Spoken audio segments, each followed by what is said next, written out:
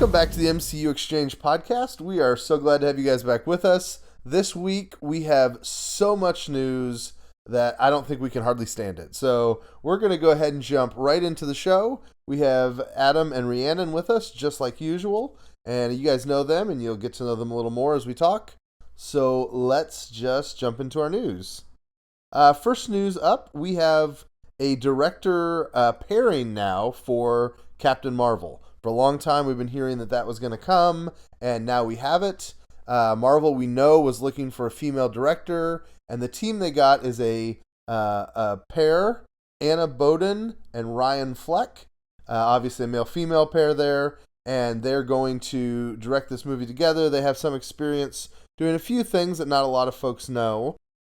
Yeah, no, not necessarily. Looking at their stuff they have, I mean, it's primarily like the campy indie type stuff. And Brie Larson's been on record saying that her take on Captain Marvel is going to be more of a funny type role, so they should play off each other quite nicely.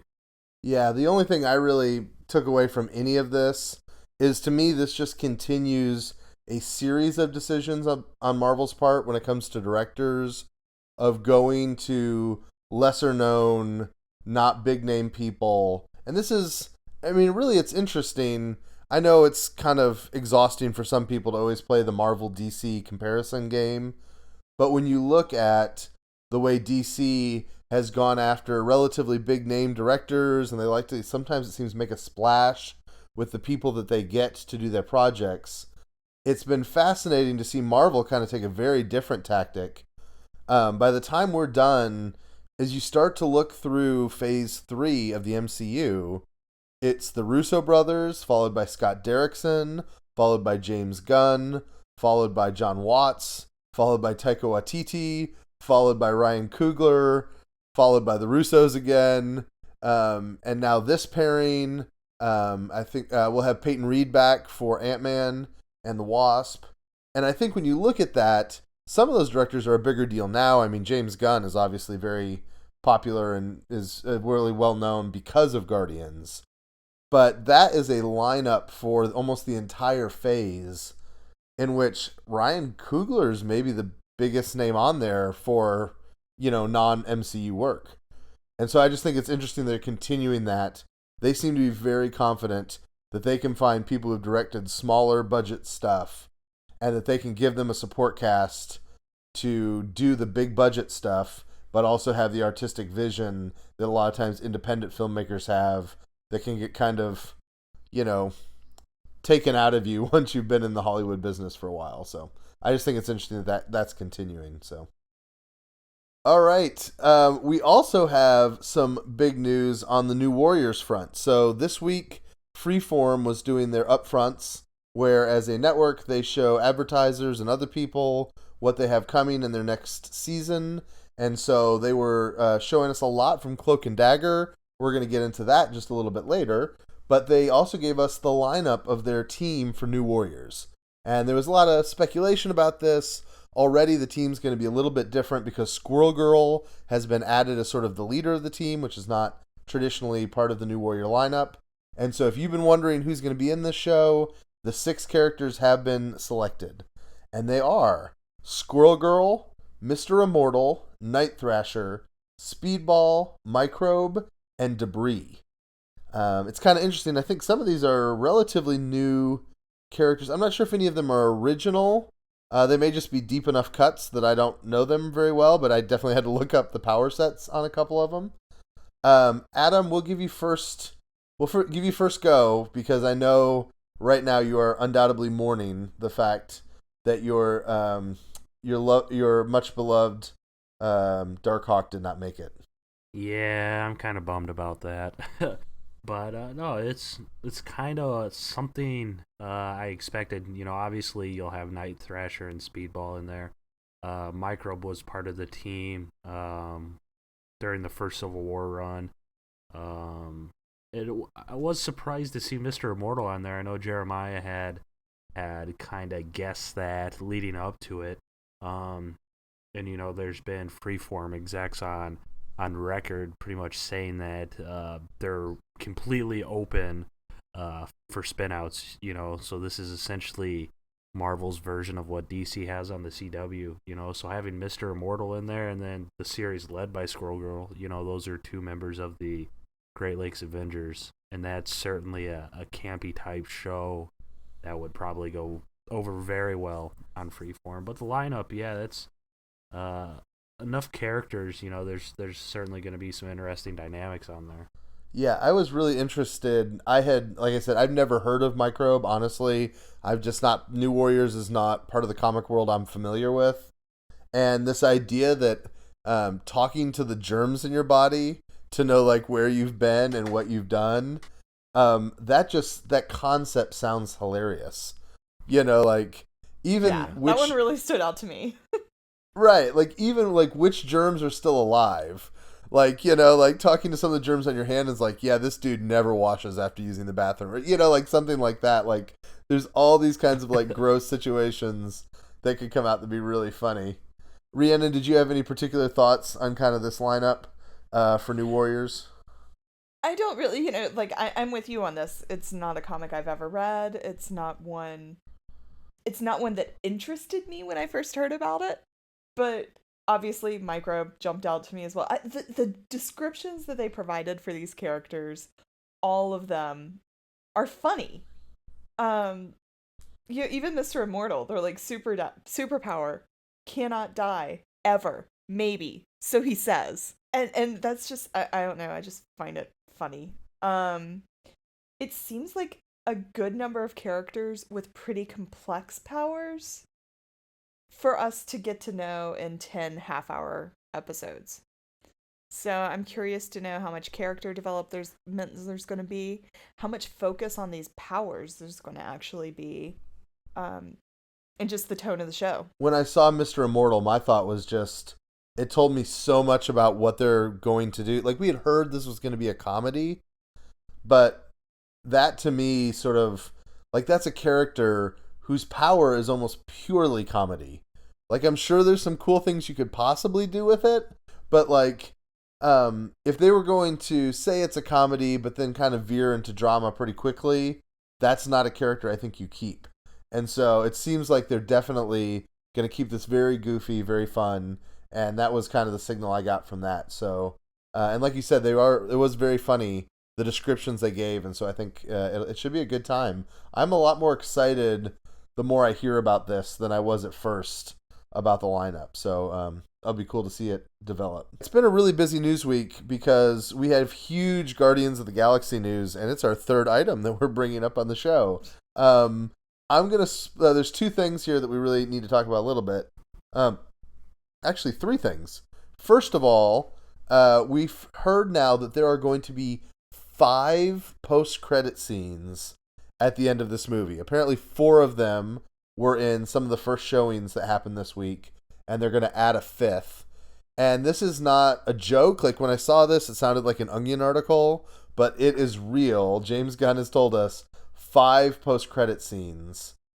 I guess the big question there is, like, is that too much? Is that crazy? Like, obviously, I think there's a lot of excitement about this because people love those post-credits, but or mid-credits or whatever. I mean, here it's going to be 3/4 credit scenes or whatever.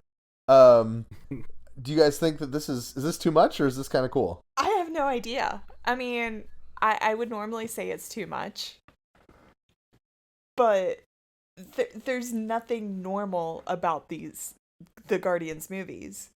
So I think it'll be fun just to hang out in the theater and see how many people leave after each one. Yeah, it's going to be interesting to see what they actually are.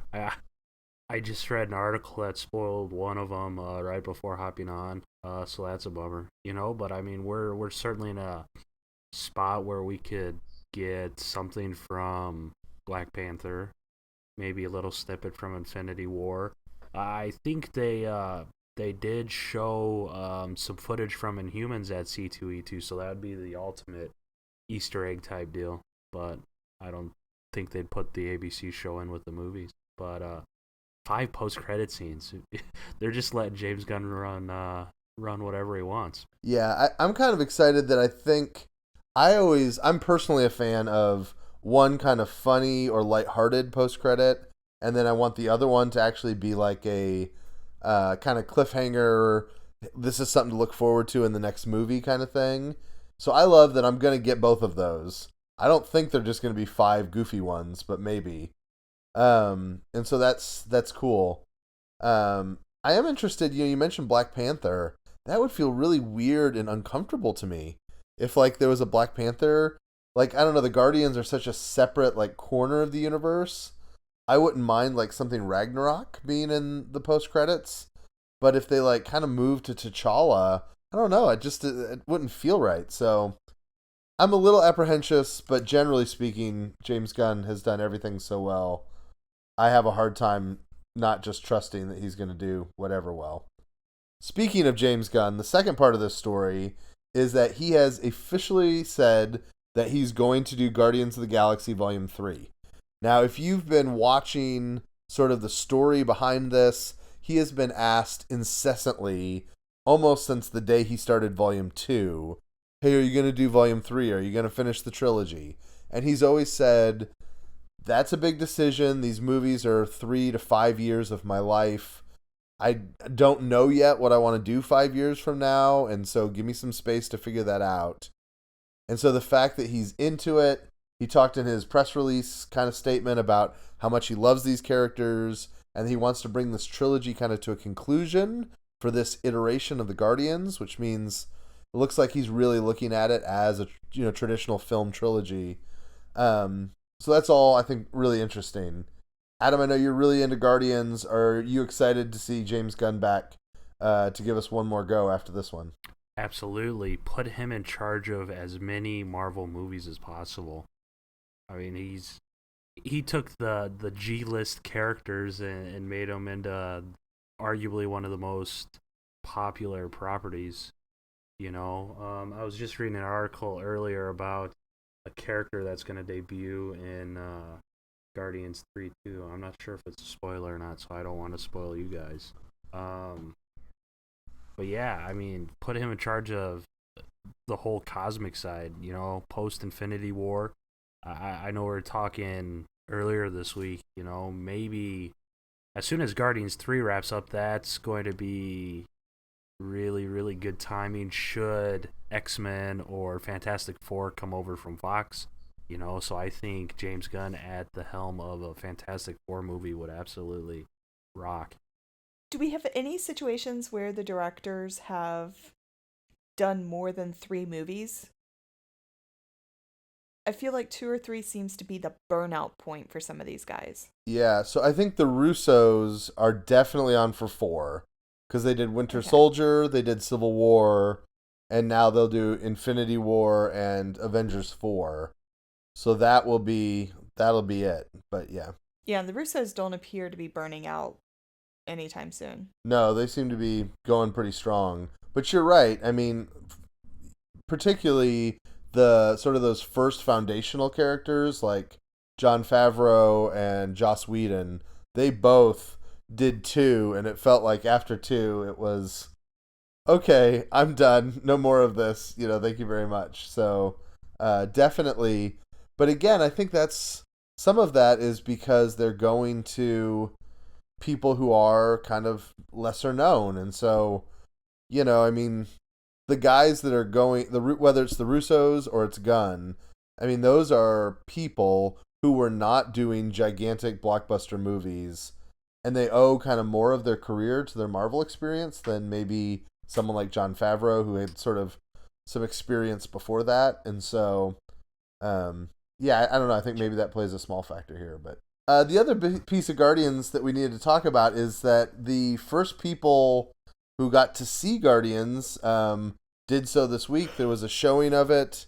And so Twitter had some early reviews that came on, I think, Tuesday night or Wednesday night. Generally very positive. There was 1 or 2 detractors, but it seemed like they were maybe just grumpy people. I don't know. Generally, it seems everybody likes this movie that has seen it, and so it'll be interesting to see when the actual reviews come out. But those were all pretty positive. So I think that is most of the Guardians news for now. Let's move over to Luke Cage. So this was a big surprise, and I don't think we totally know what it means yet. This week, we saw some pictures that were taken out and about in New York. Pictures of signs towards a set called Tiara, which Tiara is the name for the production of Luke Cage. And it seemed like they were shooting now. And that made it appear as if Luke Cage Season 2 is already filming. Here at MCUExchange, we have some other news, which we haven't fully reported on, but I believe is coming on Friday, that suggests that's actually right. And so Luke Cage Season 2 is rolling. Rhiannon, I'm sure, as our Netflix person, this makes you happy, and it's also really surprising, right? Right. Well, it's not entirely surprising. There is one... Right after Iron Fist came out, there is one small podcast, one of the Defenders TV podcasts, and there's several that do this where they do a breakdown, but one of them had an interview with Stephanie Maslansky, I think, or the costume designer that did all of these shows. And she was the costume designer on the Defenders. And so they interviewed her as soon as they wrapped on Defenders, and evidently, and I didn't hear it on the podcast, but the girl that does the podcast said, yes, Stephanie told me that she's going to work on Luke Cage next. And then right after hearing that, we got news that Jessica Jones was filming. So, we were like, okay, obviously she misheard, or, there was something off. And they're doing, Jessica Jones came out, it was definitely filming. So this isn't completely out of left field, but it is a huge surprise. Punisher recently wrapped, so I'm wondering if Marvel Television has just worked out their New York City cruise, and they are going to be filming 2 shows at once, and that is just the plan. But it is that Jessica Jones and Luke Cage are going to be almost on the same schedule. But we have had nothing... Jessica Jones, we've had news about the writer's room or, about them getting going on stuff for a long time. Melissa Rosenberg's been working on it forever. But Luke Cage, I'm not sure if we've ever even officially heard that Chio Hodari Coker is going to be the showrunner for Season 2. I think we've assumed Chio will be on Season 2. But there's been nothing about the behind-the-scenes stuff. And that stuff usually, you start to get some sort of news about it months ahead of time, because the writer's room comes together. On a network TV show, they'll come together at least about 6 weeks before the show starts. Sometimes earlier, so that they can really plot things out. So yes, later today, if you're listening to this on Friday morning, we will have some more news that seemingly confirms that it really is Tiara filming, and Tiara was the Season 1 codename for Luke Cage. Yeah, I think you really hit the nail on the head that it appears that Netflix now has 2 production crews, and they are happy to run them both simultaneously. That was kind of a new thing when Defenders and Punisher kind of ran at the same time. And it looks like they're just going to keep on cranking with that, which brings up huge questions. Does that mean we're going to get double the output? Does that mean 4 shows a year? Or does it mean just 3? There's all that kind of stuff. But the other thing that comes to my mind is it seems like the busyness of the Netflix universe is allowing for some of this stuff to happen under the cover of other things.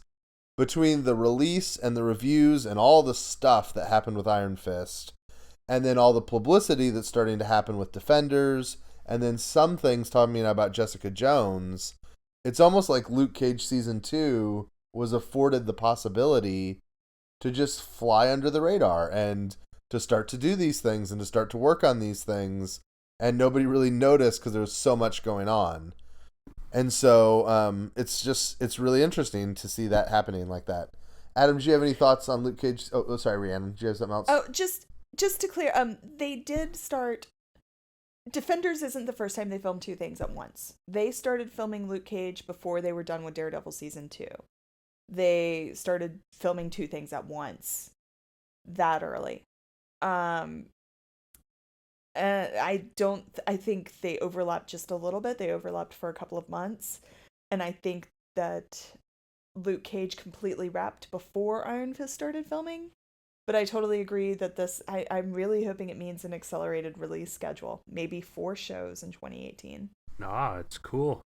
If they can film 2 shows at once, more power to them. That means we'll get Moon Knight faster. Let's keep on moving through it. Like I said, we've got lots of news. Marvel did kind of an open house this week where, in conjunction with, I think, some of the Guardians test screenings and all that kind of stuff, they also did a big open house where they showed some little snippets and views towards what's coming in future movies. They showed a little bit of concept art. Most of that hasn't been released to the internet, so we're just kind of getting secondhand from people what that looks like. And so we're going to hit some of that stuff. The first one I'll talk about is we got some Black Panther information. Apparently what people who are blessed enough to be able to be in that room saw were some different exterior shots of Wakanda, some of the events that were happening. We heard about some pretty beautiful costume design.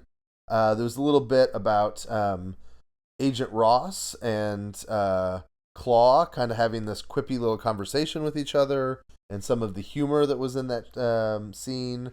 And apparently there was also some footage of T'Challa being crowned as the king of Wakanda, like a coronation scene. So anyways, I don't think there's a whole lot for us to say about that, but we just wanted to share that with you, particularly if you kind of come to this podcast for news. So also we saw that Ant-Man looks like Ant-Man and the Wasp is going to lean a lot more into not just shrinking stuff, but making stuff really big.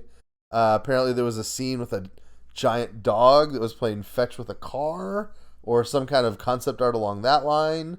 Do you guys like monster movies? Is this what we need in the MCU? Like, is it time for Ant-Man and the Wasp to be kind of like a is it pronounced kaiju? Those Japanese monster films? I wasn't really... I got spoiled before I saw Civil War that Giant Man was going to be in Civil War. And I had no idea... Like, I couldn't get excited about that. I had no idea what that would be like. But when the moment came, it was fantastic. And I loved it. So, again, I can't get excited about going really big in Ant-Man. But I loved the first movie, and and I loved what he did in Civil War, so I am sure I will probably enjoy it. Yeah, I pretty much agree. It might be something better served in short spurts, where it's kind of a surprising type move instead of being Giant Man the whole movie. But it would be cool to see Giant Man take on like a huge opponent. Galactus or something like that, that'd be awesome. But yeah, bring on Giant Man. Yeah, I think that it's kind of clever because they did so many smart things with the shrinking in the first one that there'll be the danger of seeming redundant and kind of one note if they try to continue down that line. And so going big makes a lot of sense. It does make me... I don't know why. This is one property that I'm just not sure we need a trilogy of. Like, I feel bad saying that because I really liked the first Ant-Man. But, I don't know. I could see this one going this way and being all about kind of a big, almost Godzilla-style movie.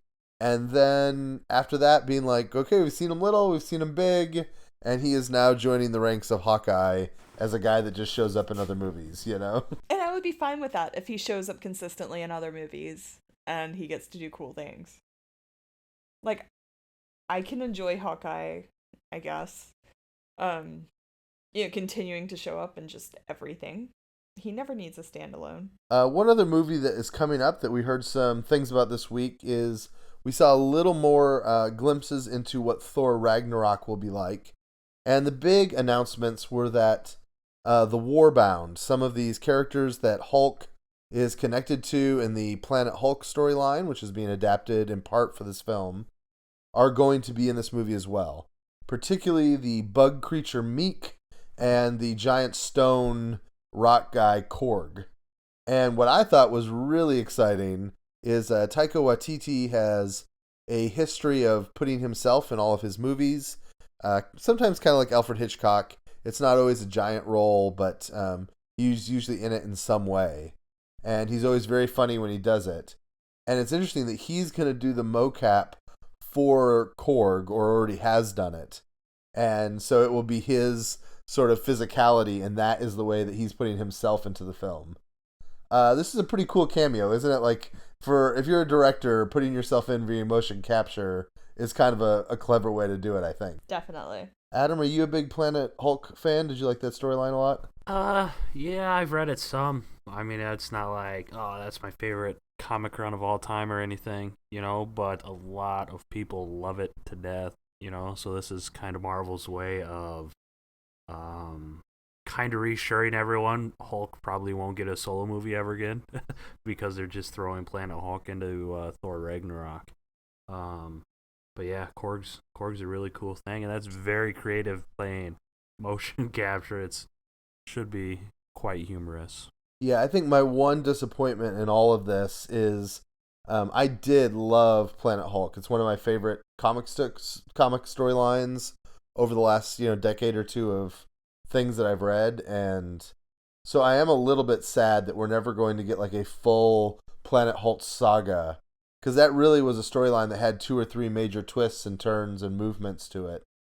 And so I'm kind of bummed out that we're not going to see it, but it does help to see that some of these characters, particularly Meek, I just feel like he's a big sort of fan favorite, so it's kind of cool to see that he's going to be in there. So, all right, that about does it for the news. We also will just let you guys know, if you are a Netflix subscriber, which I assume many of our listeners are because of Daredevil and Jessica Jones and The Defenders, we are now getting Marvel movies on Netflix as soon as they kind of come into that release window. Disney and Marvel have a contract for all Disney films to hit there first before they go to Showtime or HBO or any of those places. And so we got a release date this week. Doctor Strange will be available for free to watch on Netflix on May 30th. That's actually a little earlier than I know I had been assuming based on like Civil War's timeline. So that's exciting. If you've been fiscally responsible and held back from buying Doctor Strange on Blu-ray, that'll be your chance, May 30th, to see it on the beauty of Netflix. All right, I think that, believe it or not, that is actually all of the major news. We don't always get every story, but I think that's the big stuff that has happened this week.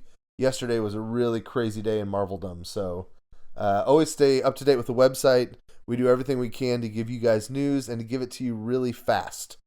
We kind of pride ourselves lately that we've done a good job of getting these things announced and on the site, sometimes within minutes of when they're announced. So we're just encourage you to always stay on the website. Check out MCUExchange.com for all of the latest news, and you can see what's happening in the MCU. All right, are you guys ready to talk about Agents of S.H.I.E.L.D.? Oh my gosh. Yes, sir. I just finished watching the episode like an hour before we called in, so I'm still emotionally a little touched. Oh, okay. Well, let's just start there. What was emotionally touching to you about this week's Agents of S.H.I.E.L.D.? That Mace, gave his life in the framework to save everybody. I mean, just Mace as the Patriot. I mean, realizing that his one regret was that he wasn't actually inhuman, and that he got to live this framework life where he was inhuman and he got to save people, and I just was really touched. I don't understand why Ada couldn't just be like, oh, let me rewrite the framework a little bit and keep you alive, but whatever. She's a jerk. Right. I think that was actually important, though, for this show, because we were told if you die in the framework, you die in real life. But I know for me, as she was at the end of the episode, walking past all of the bodies of these people, and she got to Mace, there was still a little bit in the back of my brain is there going to be a twist? Did they misunderstand this? Could Mace really be alive, like in the real world, but he's not, alive in the, the framework? Like, did they maybe miss something? And so when she came to him and his, heartbeat was flatlined, to me, that was an important confirmation of, okay, this does have stakes. They're not going to do some sort of, deus ex machina thing at the end of this where they totally changed the rules and none of this really mattered anyways. Like, I think it was helpful to see somebody die in the framework so that we know that it's, it's for real. True, but we know, because when May first went to the framework, she could totally change it, and adjust it and stuff. So I don't understand why Madam Hydra, assuming that Madam Hydra shares Ada's consciousness, why they can't just be changing the framework. As these people figure it out, just change it. Yeah, that's interesting. I think there is some, this also comes up, though, in the idea that Ratcliffe has an escape. Like there's like a back door out of it, but that she somehow can't get to it, and he was smart enough. I don't know. It's the only thing that Ratcliffe was actually smart enough to do right. So that's kind of an interesting plot device, So sure. Adam, what'd you think? Were you are you into this? I would like to note quickly the fact that I'm now referring to it as the framework instead of just calling it the Matrix shows the sort of way that they have won me over to this concept. Like I'm willing to give it full respect and use its own terminology now. Because it's been that good, But Adam, have you enjoyed it? Yeah, it was really good. As always, it seems like it's getting better. After watching this one, I don't know, in my gut, it almost made me feel like Fitz almost had a hand in doing it. Either or, like we talked about Mac last week, is Fitz going to want to leave? He's just so badass and stuff in the framework. Yeah, that the ending of the episode was a little heart-wrenching. But yeah, it just keeps getting better as the season goes on. Yeah, I think I kind of appreciated the way that we kind of wondered what was Fitz's like one regret, and it turns out that it's a relationship with his father. I love that they do this storyline. There was that moment where Fitz looks at his dad and he says, "Without you, I wouldn't be the man that I am." And like in movies and television shows, historically, most people, not everybody, but many people like love their parents. And so generally in movies and TV shows, the loss of a parent is always a terrible, tragic thing that is always detrimental to the character. So I think this storyline is fascinating and different and not like something I've ever seen before, where they're just openly sort of telling a story where, no, having a bad relationship with your dad was really good for you because your dad would have screwed you up. I think that's really kind of cool for them to tell that kind of story. It's just, it's not often that I see a storyline that feels like it's unique to what I've seen before on television, and that feels this way with that particular element of this, And there's one thing about S.H.I.E.L.D. right now is that they are not shying away from political statements. Obviously this framework thing is touchy in some ways, but flat out using the line, "Nevertheless, she persisted." I was kind of shocked that they went there because it seems like that could be polarizing for some fans. I don't know. I loved it, but I was just surprised that they went there. Yeah, for me, so I'm a little surprised. What's really weird is I don't like how overt it is. Like, I don't have a problem with people making political statements, and I definitely, I'm the dad of daughters. I really, appreciate this idea of, it's cool to me how S.H.I.E.L.D. does such a great job of having strong female characters. And I think it's good, and I love it. And I think that line really fits with what they've done overall on the show with those issues. But I don't like any political message, whether I agree with it or not, if I feel like it's crazy overt. I feel like they're like being very obvious and hit me over the head with it. And so when I heard it, there was just a little bit of cringe. Like the line between saying something about society and preaching at people is kind of thin. And so for me, that was just a little too far. And again, that's not about the content or my disagreement with it. It's just kind of from an artistic way. I'd love for them to tell me that in a more subtle and a way that makes me think instead of just throwing a catchphrase, from the political squabbles at me. Does that make sense? No, that makes a ton of sense. I mean, because there's lots of messages. I feel like there's a nice metaphor with all of the messages that they have in the framework.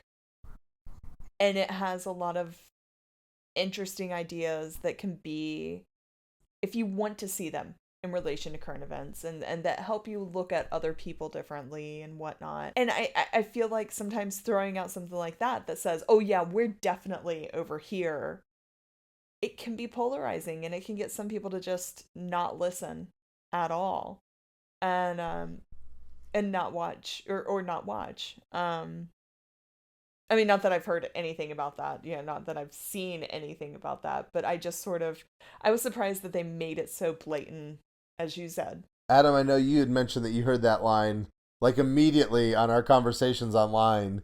You said something the second you heard it, right? Yeah. They're certainly not hiding anything going forward with this pod, with especially the attention they drew, the making society great again line of last week or the week before. I don't mind it at all, because I'm the type of guy always starting political arguments on Facebook. So I like it. Keep it coming. There's a part of me that's really curious the timing on these things. I assume most of these episodes were written after the election. Like, I wonder how much of the idea of the framework, had the election gone differently in November, would we have gotten this same show? Or is this somewhat the product of historical events in our country? Like, it's always interesting to me how films change because of what's going on kind of in the political ether that they're birthed out of.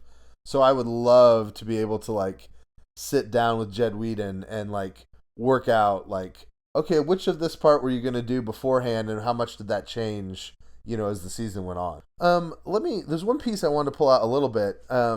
So it looks like May has finally shifted and is now going to maybe start being a bit of a good guy again. So here's my question for you guys. What in this episode flips the switch for May? Because for me, there seems to be three options.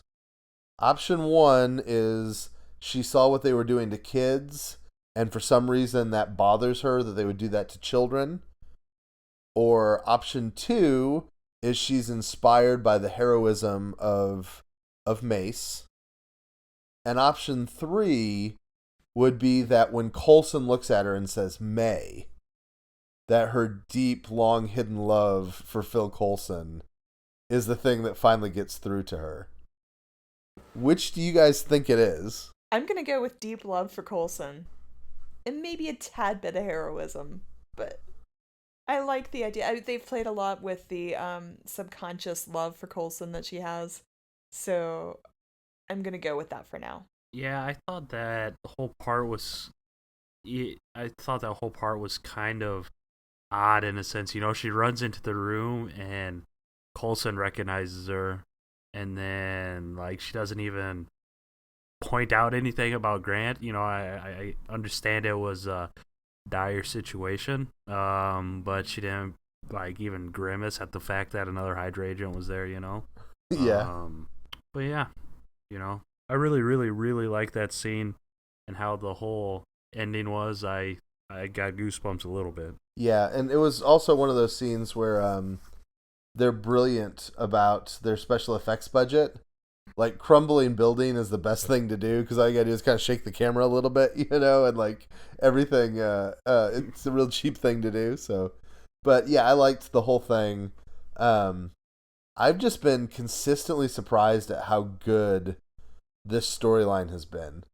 I've always enjoyed the show, but I always felt like it was a little bit of, for a while there, it felt like, you'd get 2 good episodes and then a real clunker of an episode. And then a good one and then a bad one. And then a couple good ones and a bad... But, I mean, it's feeling right from here on out that this season we're going to be strong from here to the end. Because this is something they can really draw on in a rich way and do lots of different things. So, I think that's really cool. And part of what's always gotten me lost in S.H.I.E.L.D. or kind of bored or some, I don't know, I feel like it's always kind of been introducing a character. Here's a few episodes about that character. Are they a good guy? Are they a bad guy? Now that character's gone. And this little stretch is just characters we know. You know, even when they're pulling in a character, it's a character that we've already been introduced to. Even Fitz's dad, like, sure, we have never seen him on screen. But everybody was like, oh, that's Fitz's dad. He's always wished he had a relationship with him. We're not having to get to know anybody new.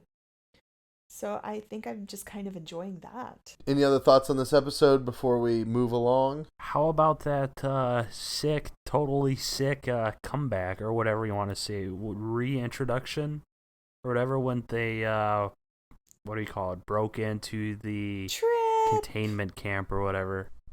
Yeah, that was awesome. Trip. And that was the big surprise that I had heard about before I watched. So that's why Mace caught me completely off guard, because I thought Trip was the big surprise of the episode. Yeah. I thought he was going to get it too after, I don't know, he said something about how he was going to go look for Phil or something. I'm like, they introduced him just to turn around and kill him. Yes. Glad that didn't happen. Yeah, I did think he was going to die. Like, you know, a lot of time with like time travel shows or whatever, like there's this idea that you can't really change history, and no matter how you try, certain things are always going to happen. And so I thought that was going to be kind of the idea of like, no matter what you do, Trip's going to end up dead. That's just his lot, you know, in the multiverse. So I thought he was definitely a red shirt. So it was kind of interesting to see him stick around, and that was cool. I also want to take just a moment to talk about the ratings for Agents of S.H.I.E.L.D. So this week, they were up again. They, I think it's gone from a 0.6 to a 0.8 over the last 3 weeks or so. I think it's been a 3-week gap, not a 2-week gap.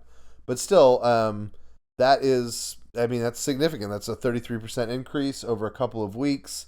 It seems to suggest that the storyline is getting traction. And this is still, I still haven't seen L+7 numbers, which is the DVR numbers. And so this actually is, it's perfect timing. If ABC really is still debating the future of the show, we have heard some things this week that suggest, and it's all just rumors. It's, like Entertainment Weekly saying our people on the ground are telling us this or that. And we can't always trust that. It gives you hope, but at the same time, you don't know. Remember when Most Wanted was in pilot, there were all sorts of whispers. Like some people were saying, oh yeah, this is definitely go through. They love it. And other people said, oh, this is not as a sure thing as you think. And in the end, it didn't get picked up. So the whispers we're hearing are good, that they're going to give it a 5th season. It cannot hurt it that the live numbers are getting better. And once those DVR numbers come in, even if they can just kind of hold serve as far as 100 to 133% increase on the DVR, if they can do that, or I don't know, I think they could increase it. That's a high number already, but this is so popular with kind of the comic fan audience. I could see, maybe a 150% increase. That stuff is all good for Renewal. And for those of us that watch it every week and like it, that's exciting. We try to be honest and fair on this show, but all 3 of us like this show and would like to see it continue and like having Marvel shows on TV. And so it is cool. It is exciting to see those ratings increase and to see other people enjoy the show that we're watching as well. And we can see it in comments, and we can see it when you look at Reddit or Twitter and what trends, that this show is finally feeling like it's moving upwards again for the first time in a really long time. And that's good, because a 0.8 is, 0.6 was about where Agent Carter was when it got canned. And so seeing this pull up to a 0.8, if it can continue this trend and end this season at a 1 or a 1.1, that is a good sign to ABC that things are trending in a way that they're they can feel even more comfortable keeping the show going. And as we've said before, there's a lot of other stuff here. The revenue is a little different for a show like this, and it is a strong DVR show, and there is the Marvel connection, and there's a sense in which this also is just advertising for the MCU. ABC has a lot of synergy with this show and other things they're trying to do at the larger Disney world. So all that to say, things look hopeful today. I don't think anybody is declaring this show safe yet, and I don't think anybody will until we hear officially, but it seems like this is positive. And those are the positive things I have to say about Agents of S.H.I.E.L.D. and their ratings. Oh no, did I put you to sleep with ratings talk? Oh, are you done talking about ratings? Yeah, I took a nap. Oh yeah, sorry guys, I nodded off of it, my man. All right, it's time to jump into our main conversation, and what we're asking this week is just how big can the MCU get? And so we're going to start out by talking about Cloak and Dagger. You may have, if you're a Cloak and Dagger fan, you maybe turned this off a while back because you want to know where's the talk about the trailer. We got a trailer for that show, and we're going to talk about that a little bit first, and then we'll use that to kind of segue into a conversation about the TV upfronts and all the stuff that is coming our way right now with Marvel. Guys, I'm sure you guys have all watched this trailer for Cloak and Dagger. First of all, just what did you think of the tone? How did you generally feel about what it seems like Freeform is going to put out there for us? I like it. I used to watch Vampire Diaries on the CW, or yeah. And it's, especially when it first started, it was targeted towards a young adult audience and dark and gritty and all of that. And so I feel a lot of what that is. I love New Orleans. And seeing, with that last shot with Roxxon energy, or the Roxxon sign and the Crescent City connection over the Mississippi in the background, and that was obviously downtown New Orleans. I loved that. So I'm going to end up watching this just because of my love of New Orleans, in addition to the MCU. As far as the characters and the stories, I don't feel that we learned a whole lot, but I did watch it like several times, and I did get more excited every time I did. So I'm in. It looks a lot better than I thought it was going to. Quite frankly, thinking about Freeform, I went into it thinking it would look kind of light and cheery like The Flash, those tones and colors and stuff. But, if they keep up the visuals in the trailer, that's a really, really good looking show. So this is going to be the part of the podcast where I sound like a very out-of-touch old guy. They kept talking about this being a youth-oriented show, and I don't know, I was just thinking about teenagers or whatever. And so I was a little surprised at how dark it was. I was a little surprised at how some of the sexual imagery in it, and I know I just sound like a grandpa, like, oh, the kids these days. But it was just... it was surprising to me. It was a little more adult feeling than I thought it would be. And that's probably good for me because I was just afraid it was going to feel like, Boy Meets World with superpowers or something. And so, I don't know. I was surprised by that. And I think I liked that it did seem a little more grown up. Though it makes, so I thought that was kind of just a surprise takeaway for me. It was interesting. It seems like they're going to kind of retcon some of the superpower stuff. We had said way back when we looked ahead at our, what's coming in 2017 episode, that the likelihood that the idea of, drug use and experimentation was going to be the source of their powers didn't seem as likely. And we do seem to see glimpses of them getting their powers, and that their powers come when they're kids, before they even really know each other. It's like this weird one-off circumstance when they're kind of elementary school age, and then when they meet each other again as teenagers, they kind of discover that they had that moment together. It also seems... Did you guys get the sense that their powers are almost dormant until they're near each other, and all of a sudden the powers come out when they're with each other?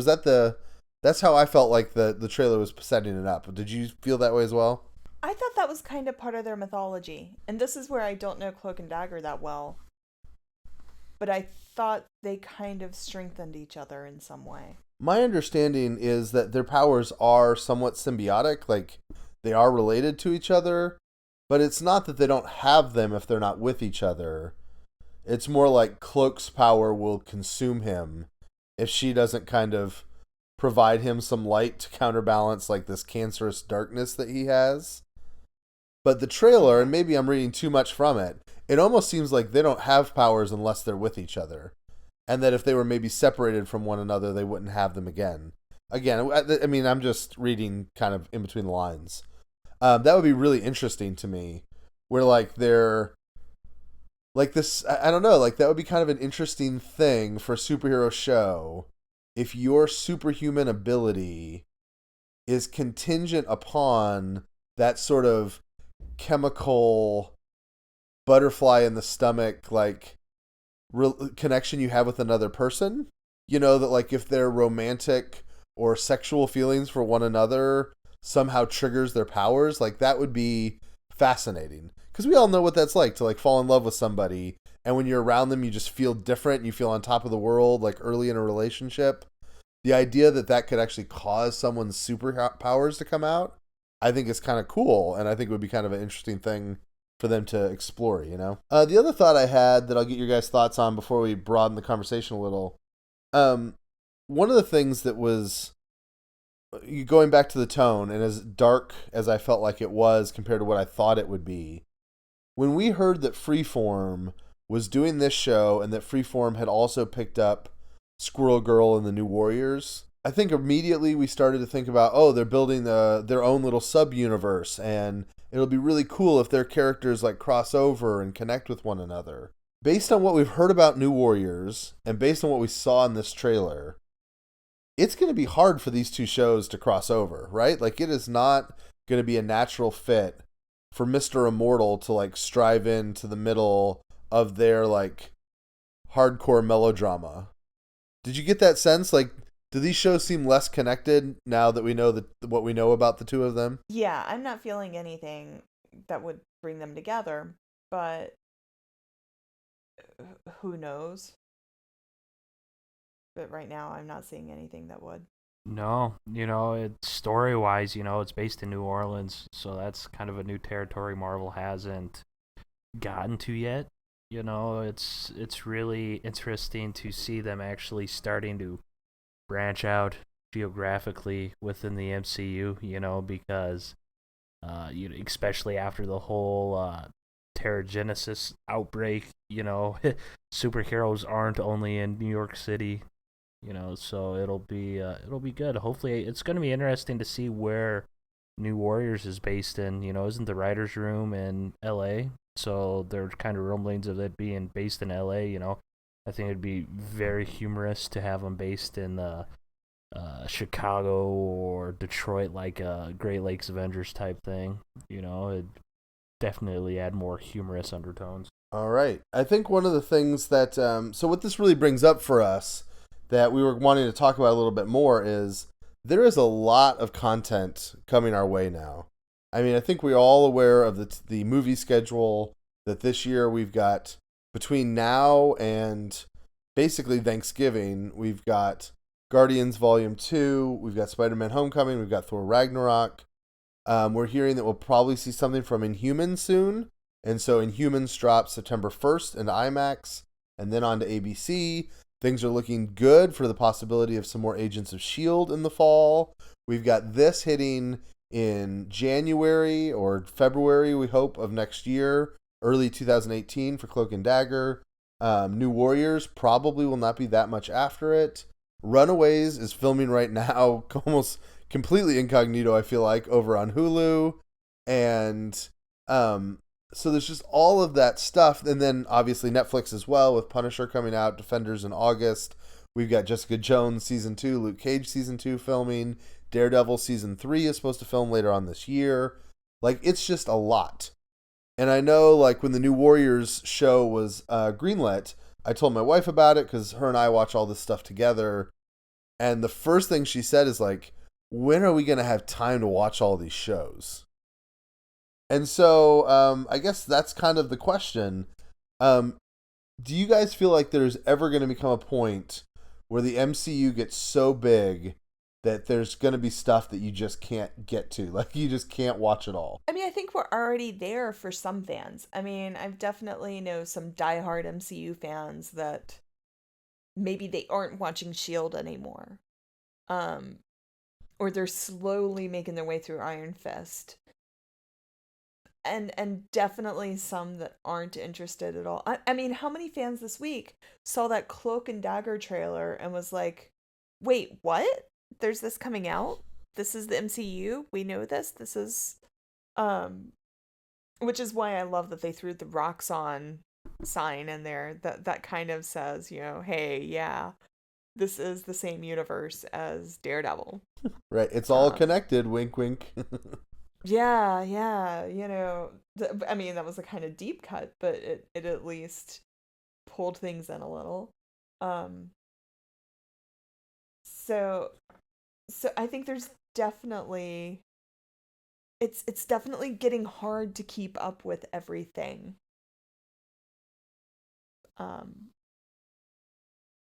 But maybe it'll be released in such a way. You know, Freeform is going to do streaming on their website, I think, like simultaneously. They're doing some things to make it easier to watch on different platforms. Runaways will be on Hulu, so however that is, that makes it easier for me to watch. That's where, like, I have a hard time with S.H.I.E.L.D. because I don't like staying up till 10 o'clock at night, or till 11 when it ends. So but as long as you don't have to watch Secret Warriors to understand what's going on in Daredevil Season 3, I think it won't matter if you're a fan that watches everything. No, I don't think it's too much. Well, you know, it's a lot of stuff, but everything has their demographic, you know, or each property has their respective demographic, you know.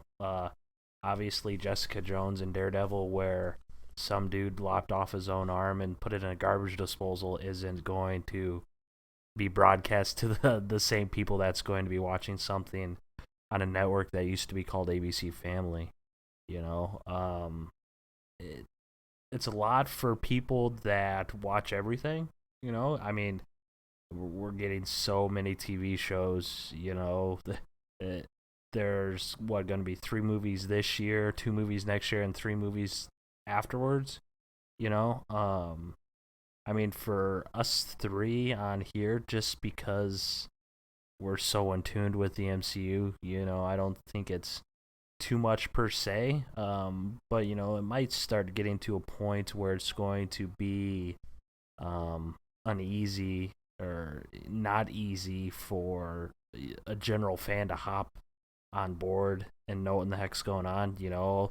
Like, I was thinking that today, like, if someone went to Civil War and that was the very first Marvel movie they saw, you know, how much of it would make sense. Or, you know, thinking ahead to Infinity War, we're going to have 4 movies between now and then, you know. Once Infinity War starts up, what happens if some random person goes in to watch that movie? You know, are they going to be completely lost because the stories are so far in, or what the deal is? But personally, you know, I mean, we're getting Cloak and Dagger, and we're getting Runaways, and we're getting New Warriors. I mean, holy cow. Right. I think that as I ask that question, I am really thinking about it from my perspective. So I'm somebody who really likes this stuff. I obviously write for MCUExchange. I record a podcast every week. I'm also, my collector / OCD instinct is to, like, I want to have it all or watch it all. It bothers me, like, I haven't read some of the prelude comics to the movies of the MCU because I'm, like, missing a piece, you know? And so, like, I want to have it completed. I want to see it all, and I don't want to miss anything. But I am really a very small, like, sub portion of the overall audience that Marvel and Disney are trying to reach.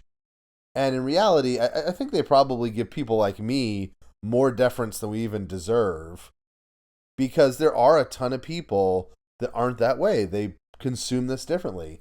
Some of you guys that listen to this podcast, this would be really interesting this week if you want to like tweet into us or leave a message on the website. Like, if you're a fan that watches some of this stuff but not all of it, we'd love to hear just like what you watch and what you don't watch and why, because I think there's a lot of people that way.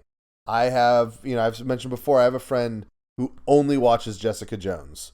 She doesn't like anything else that Marvel does. Jessica Jones is it. And that's the way some people are. I mean, we have people, I won't out anybody, but we have a couple of people on the website that don't watch S.H.I.E.L.D. anymore because they just got tired of it and they felt like it was boring. And so, yeah, I mean, this idea that a Marvel fan is somebody who watches every one of these shows and is totally into all of this stuff is not, I guess, really, really realistic. It's kind of me putting my worldview on other people. And so, yeah, I think that's something going on. So I had a question just to, I don't know, maybe we'll cause a little controversy here. For you two, if given everything that's on the slate right now for Marvel, if you said, I don't have enough time for all of this, there is one thing that I have to cut, what would be the one TV show or movie or whatever, what property would be the one you cut if you had to cut it because you just didn't have the time for it all? I mean, right now for me, it would be Secret Warriors. New Warriors? Yeah. Yeah, whatever that Case in 30-minute point. comedy that, yeah. New Warriors. That's a really tough question. Is it just new episodes or new properties? I would say anything. Overall. If you had to cut one thing because you just don't have the time for it all, what would be the thing you'd cut? The second half of Luke Cage.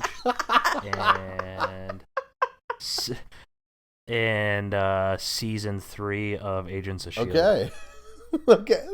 Well, the one where they made Grant Ward into this super villain. Yeah, that I didn't realize we could be that specific. It wasn't my thought, but I like it. It's funny because it's kind of humorous, but that is not a terrible option. If you're like, really to make time, what I'll do is I'll ask my friend who watched all of a Netflix show which like 5 episodes were the best ones and watch just those. I mean, I don't know if I could do it, but like, particularly with a show like Iron Fist, I think there's a lot of people that kind of wish that they had only watched, 5 or 6 of the best episodes. I enjoyed it a little more than that, but I've heard a lot of people say, like I've heard several podcasts say, start at episode 5 and just forget the first 4 episodes. So it's interesting that you talk about Netflix, because I think some people are starting to get frustrated with the low points in quality on those 13 episode seasons, Well, and I think, Adam, I think it also brings up a good point that, like, for us, for us, we're probably going to watch everything, but it's a real matter of which ones are we going to watch over and over and over and really study. Because, like, Daredevil season 1, I can't tell you how many times I've seen it.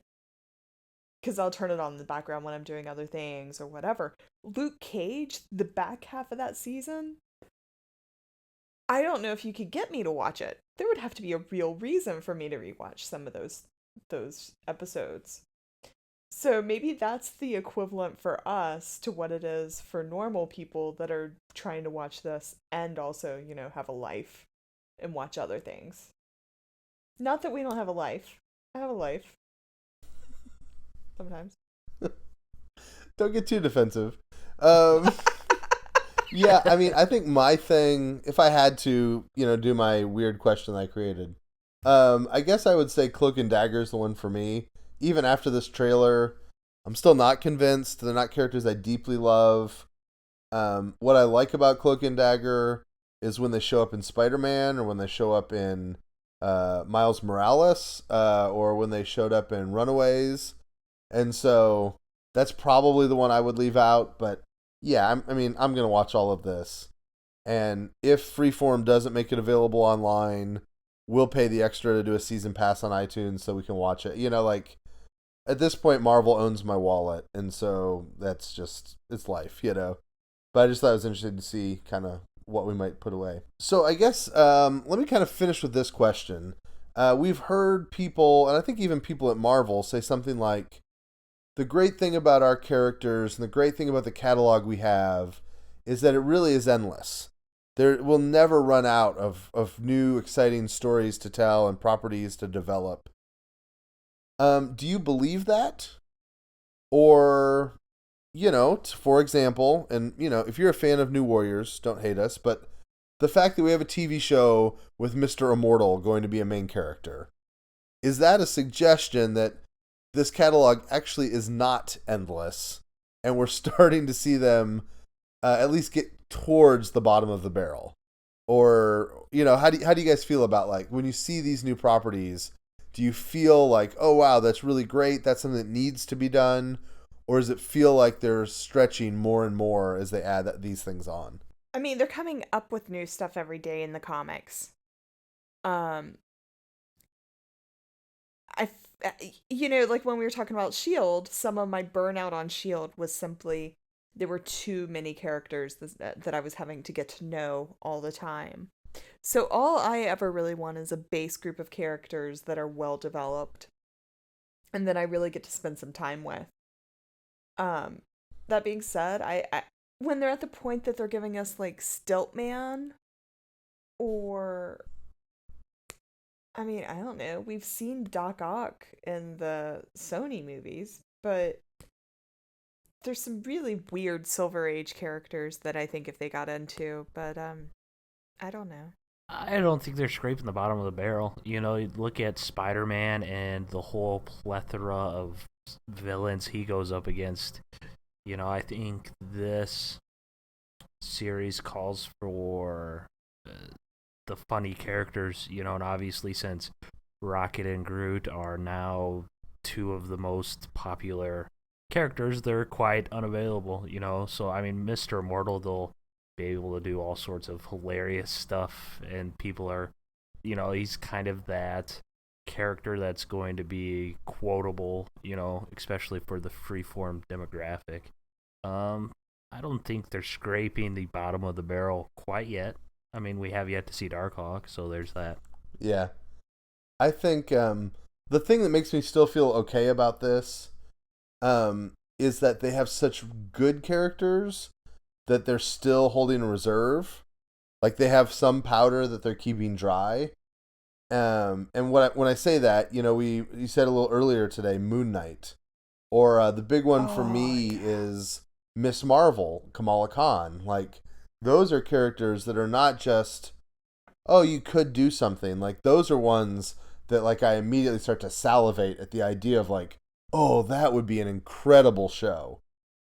And so if they had already exhausted those options, if we had a Nova movie, and if Adam Warlock was in the MCU, and if we had a Kamala Khan TV show, and we had a Moon Knight Netflix show, and Ghost Rider had been more than just a couple episodes on Agents of S.H.I.E.L.D., and if we had seen, like Morbius and like some of the Sons of the Midnight Sun, right? Like all that kind of, like if all of those things have been done and they're like, hey guys, what about Speedball? Then I would be a little more nervous. But I think that they're just trying to find fits for networks and they're fits for certain avenues. And it seems like they're being patient. Like Runaways was something they wanted to make a decade ago as a movie. But they said, you know what? We're just going to wait until the right partner and the right situation came up. And now we're going to get that on Hulu. And so I don't worry too much about hitting the bottom of the barrel because I think they have a lot of more, maybe not top shelf, but, we talk about A, B, C level heroes. I think they have, in the case of Miss Marvel, I mean, I think she is a top shelf thing that they have. I think her books sell really well. I think that they've gotten a lot of good critical acclaim for that series, and I think people love Kamala Khan. And the fact that she's still not been introduced means that they're not going from most popular to least popular. They're just doing fits. They're just finding what fits the right network or the right movie.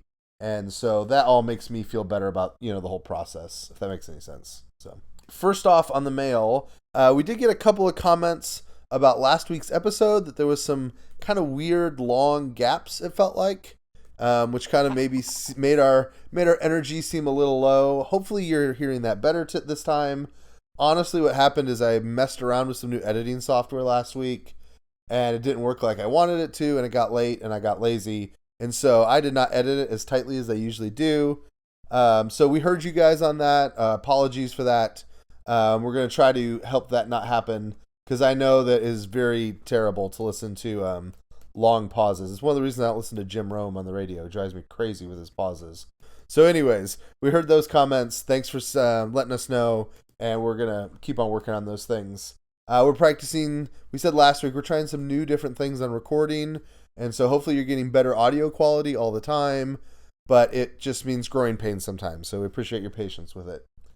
On the website, Love Waffle, as always, had some comments. He had a little back and forth with somebody called The Walking Lost. And they just talked about Thor and kind of questioned whether or not, we talked about this on the podcast last week, how much of Thor Ragnarok did we see in the trailer? And they were just kind of wondering, this idea that we've had with James Gunn and now with Waititi and Thor, that you don't give people anything from the second or third acts in the trailers to keep a mystery. They were just kind of having an out loud conversation about, is it possible that'll ever come back to bite you? That people really like what's in the trailer, but then by the time the movie's over, they're like, well, I liked the trailer, but that was only the first third of it, and then the second third was stinky. So, anyways, that was one of the conversations going on the website. We're on YouTube now, and so you can listen to our show on YouTube. Doug put some images on that as well. It's we're still not video of us or anything like that, but if you'd rather listen to the podcast that way, it's available to you. We had a few comments there that I was just going to pick up on. Venomous 45 Vaughn and Vixzam 9 had both mentioned, we had talked about how Thor Ragnarok was the big setup for Infinity War, and they were just kind of reminding us that Black Panther does come out next February before Infinity War, and they were making some interesting theories about kind of Wakanda as the city of the dead, and the idea that the Soul Stone might actually be somewhere in Wakanda as sort of part of this the necropolis or the city of the dead that exists there. I think that was really interesting. I don't think that's what they're going to do, mostly because from what we've heard of Black Panther, they want that to be more of a political thriller, a more grounded movie, a movie more like Winter Soldier than a movie that kind of gets into something like an Infinity Stone. So I liked what their ideas. I'm not sure if that's how it's going to work, but thanks for sharing those thoughts. That was really interesting for me to read today. Esai Liera, and I probably said that wrong, I'm sorry, just made some comments. We were talking about how Guardians of the Galaxy and Thor Ragnarok can look a little bit alike, and the comment that this individual made was that the big difference between Thor Ragnarok and Guardians Volume 2 is that Thor Ragnarok has a lot more of that Jack Kirby sort of style. It's not just colorful, but it's colorful in a particular idiom of Jack Kirby. And I agree with that. I think that is something that makes Ragnarok stick out a lot. And people have talked about that a lot in the design of the costumes particularly. On YouTube, Jackhammer has followed us on over, and he just said that we have shamed him into watching Logan after our discussion last week. So, woo, victory! You know, exactly. It's good to see the peer pressure still works. Hopefully, we're influencing the world for good, not evil. And then we had a comment by Hafiz Sabiri. I'm sorry, I'm probably butchering this. We love you, listeners. Thank you for commenting. And he just this comment just said, talked about Logan, and we were kind of building up Logan last week in the mailbag, and said, yeah, it's okay, but I like the MCU because it's a little more interconnected. And it does seem like that is some of the divide between people that are really excited about Deadpool and Logan and those who are less excited, is those movies are not really part of a coherent universe. I mean, I love X-Men movies, but coherent is not a word to use for that universe. And so it's interesting to see some people that like stories that are a little separate, whereas other people want it to be more interconnected. Even within our internal conversations at the site, some people don't like this framework thing on Agents of S.H.I.E.L.D. because it's not interconnected enough, because it feels kind of fake and separate from the real MCU. So, anyways, guys, that's our mailbag, and thank you for listening to the show. Thank you for your comments. Please continue to listen to the show and let your friends know about it. There's lots of things you can do. You can leave us comments on the website. You can leave us comments now on YouTube. You can leave us comments on our Facebook posts. You could also send comments to us via the hashtag MCUExPod, MCUExPod, P-O-D. Also, you can go to iTunes and give us a 5-star review and tell us how much you love the website. We'll go and read those reviews from time to time. And you can like us on SoundCloud is another option. So all those things are there. But the biggest thing is when you listen every week, when you download it onto your mobile device, that is so good for us because it just builds the awareness and helps us maybe someday even chart this thing on certain kind of places that look at that stuff. And so your listens are really encouraging. We like doing this for people who like listening to it. And so thank you for just all the kindness and the good vibes that we get from you guys sometimes in the comments. So we really appreciate that. All right. We'll see when it's edited how long it is, but this has been a long episode so far. So it is, I think, time to go. Adam, Rhiannon, go ahead and give us your details about where people can get a hold of you. And feel free to talk about, I don't know, what other projects you work on. As always, you can find me on Twitter, Shot of Patron, all one word. You can also find my other podcast where I ramble a little bit more and it comes out much less frequently with far less wonderful editing at superladies with a T, .com. And you can find me on Twitter at Adam Barnhart. I'm actually in Chicago for the weekend going to C2E2, so follow me for some cool pictures and info and stuff. Sounds like fun. Any particular panels you think you're going to get to see? All of the Marvel ones. I totally spaced off the fact that Mike Coulter's in town, so obviously if they are filming Luke Cage, it's none of the important stuff. This weekend, at least. Good point. Go get us some answers. Yeah, Go up to Mike and be like, what the heck, guy? Yeah. What's the deal? Mike, explain. I was going to say, go up to Jeph Loeb and get answers. Somehow I would feel more comfortable shaking down Jeph Loeb than I would Mike Coulter. That just seems like that could be dangerous for my health. That's a big guy. So I don't know. Jeph Loeb, like, yes, he's not physically imposing, but like the few times I've been in his general vicinity, I wasn't going to with him. You can bleep that out, but yeah, I will. I also love that, like, you have multiple times that you've been in the presence of Jeph Loeb. So, I mean, it's just like something about him that it's just like, do not come towards me. I can kill you, just like with my eyes. Just no. Season 18 of Daredevil, Jeph Loeb will be the main villain. So, yes. He's really stilt man. Sorry. You're fine. I'm at Caleb A. Borchers on Twitter, and that's where I interact with a lot of the Marvel stuff. And as always, we want to push you also to go to the site, like we said. Best place to stay up to date with all the MCU news. I was an avid reader long before I ever worked on the website. Also, we have some more stuff coming for the YouTube channel. Charles continues to do some great supercuts. Doug has started back up MCU Q&A, and so that comes out I think earlier in the week. Definitely check that out on YouTube, and also on any of our YouTube videos, give us a thumbs up. I'm hearing that that's a new algorithm that's really important, so we appreciate the thumbs up too. I think that does it for now. We are excited to talk to you next week, and until then, have a good time with the Marvel Universe, guys. See you later. Bye.